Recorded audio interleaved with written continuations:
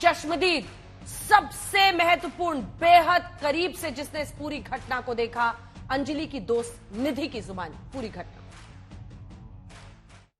इस मामले में अभी तक का जो सबसे बड़ा खुलासा है वो आज तक इंडिया टुडे करने जा रहा है। हमारे साथ वो लड़की मौजूद है जो उस दिन पीड़िता के साथ मौजूद थी, स्कूटी पर बैठी हुई थी, और जब स्कूटी पर बैठी हुई थी तब हादसा हुआ था।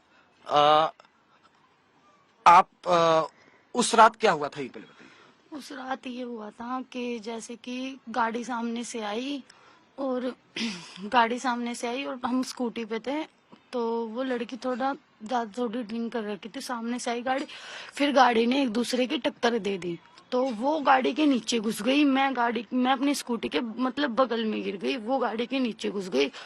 तो गाड़ी के नीचे कहीं उसका पैर या कुछ उसका फंस गया था, तो फंसने के बावजूद वो निकल ही नहीं पाई।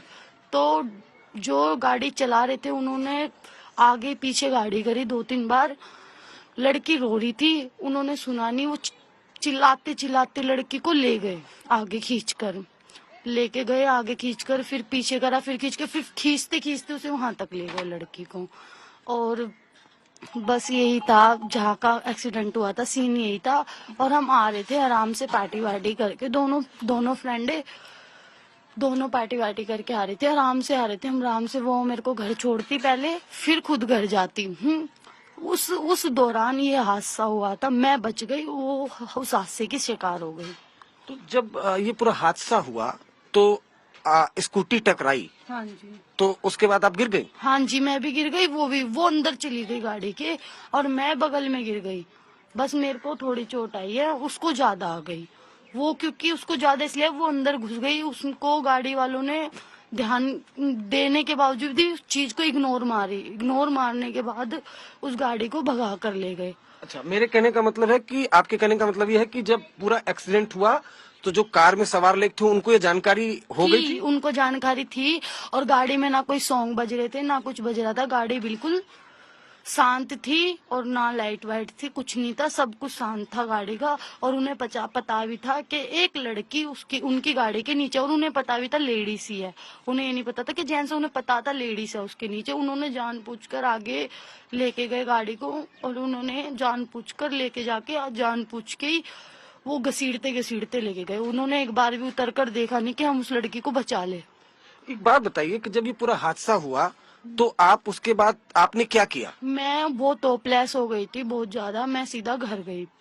घर पे मम्मी थी, नानी थी मेरी, उन्हें बताया मैंने ऐसे ऐसे, वो गाड़ी उसको खींच कर ले गई है। और खींच कर ले जाने के बाद उस दौरान उस लड़की को उन्होंने एक बार ना पीछे पलट के देखा ना कुछ। वो उसी रोड पे, जहाँ लड़की की लाश, उसी रोड पे घूम रहे थे वो, जो मैंने न्यूज में सुना, उसी रोड पे घूम रहे थे। मेरा दिमाग काम नहीं करा, मेरे को जो सही लगा कि मैं अपने घर चली जाऊं, तो मैं अपने घर चली गई इस दौरान। पैदल अपने घर गई? हाँ, पैदल अपने घर गई थी। कहाँ आपका घर था? मेरा घर वहीं से थोड़ी सी दूरी था, सीवन की तरफ। अच्छा था, हाँ जी। तो फिर जब न्यूज में जैसा कि आपने बताया, देखा आपने कि इतना दर्दनाक हादसा हुआ है, 12 से 13 किलोमीटर दूर घसीट कर लड़की को ले गया, तो आपने एक बार भी पुलिस को जानकारी देने की कोशिश? मैं उस टाइम बहुत होपलेस हो गई थी, मुझे कुछ ठीक नहीं लगा। मुझे जो ठीक लगा, मुझे ये ठीक लगा कि मेरे को अपने घर पे जाना चाहिए, बस मुझे यही ठीक लगा। मैं अपने घर पे, मैं सोची वो आगे जाके उतर के एक बार लड़की को छुड़वा देंगे, पर उन्होंने ऐसा कुछ नहीं किया। उन्होंने सिर्फ उस लड़की को जानबूझकर आगे लेके गए, उन्होंने जानबूझकर वो हादसा करा।